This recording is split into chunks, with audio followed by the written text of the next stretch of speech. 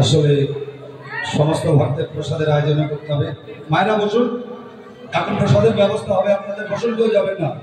আপনাদের সবার জন্য এখানে অন্য প্রসাদের ব্যবস্থা আছে, সবাই বসুন বসুন। জয় রাধে। আমাদের এই 11তম ভাগবত কথায় মহতী অনুষ্ঠানে এবার সপ্তদিবসীয় হরিকথা হয়েছে।